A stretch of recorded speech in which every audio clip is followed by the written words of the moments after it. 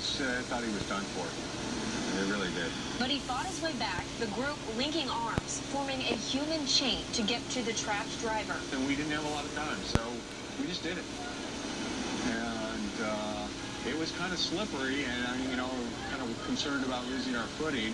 And but it was Jason who went out there, and he was the one that was out there and rescuing Jamie. I mean, the guy's a hero. The rescue's video has been seen thousands of times Sunday as residents are coming to grips with the magnitude of the damage and devastation.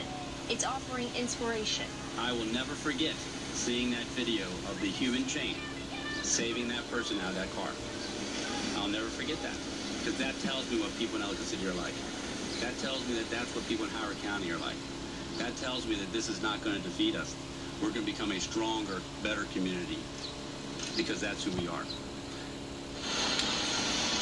Again, cleanup still happening tonight. This has really been a round-the-clock effort since the storm hit last night. The last person you heard talking was the county executive telling residents this is going to be a long recovery, but they will recover. And coming up in just a few minutes, we are going to hear again from the rescuers about what the woman who was saved said and what that group did immediately after that rescue last night. Live in Ellicott City, Shelley Orman, Fox 45 News. All right, Shelley, thank you. Well, dozens of cars were literally just floating down the street. You can see the video. A lot of videos were posted on social media throughout this. You can see flash flood in Ellicott City, that view from inside. There you see a car just getting washed right down the street as another one there crashing into others that are submerged. Everyone had their cell phone out last night that could capture this. There you see someone inside a car. The windshield wipers are going, and you can see off in the distance the force of this water just pushing vehicles along through Ellicott City. And we'll take a look at one more video here. You can see, I think that's the same VW Beetle that we saw earlier, where the human chain was used to rescue the person inside. Well, this morning, Governor Larry Hogan surveyed the damage. He signed a state of emergency declaration and called the damage the worst he's seen since taking office. We're lucky that we didn't have a lot more casualties and injuries and fatalities. So for the most part, we've been doing fairly well considering the massive damage. State resources are being provided to help Howard County. Governor Hogan says he will ask for federal assistance once there is a damage estimate. During the storms, many people were inside restaurants when this happened. This is footage from inside La Palapa on Main Street. You can see diners watching the pool of water from the back patio. Water did go inside the restaurant while people were eating. The business owners are now dealing with this damage.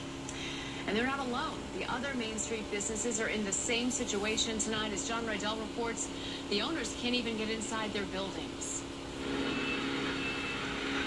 On a normal Sunday afternoon, Main Street in historic Ellicott City would be jammed with shoppers. All the stores and restaurants now shut down. The streets and sidewalks in shambles. Saturday night's flash flood caught everyone off guard. I mean, cars were floating down the street and going over the railing into the river. It was pretty surreal. This is where we are, where we were. Because of extensive damage, Jeremy Scott has not been allowed to return to his art store. A police officer retrieved one of his prized possessions, an oil painting he just completed of a more tranquil Main Street. It was pretty fast and pretty wild, so I'm just happy that, as of right now, one of the pieces is okay in there. Very, very, very scary. But Dave Carney is still shaken. He owns the wine bin and saw the worst of it. Trees were floating, logs, trash cans, flower pots, pieces of concrete. Carney's building suffered only minor damage, but his employees' cars were all totaled. One business owner tells me that based on the extent of damage here on Main Street, it could literally take months for historic Ellicott City to rebuild. But for some business owners, that could be too late. They may not survive this. If you don't have the right insurance, you're not going to be able to survive being closed for a year. In a town that has survived countless floods and fires, Dave Carney says it will once again persevere. Ellicott City's coming back. It will come back.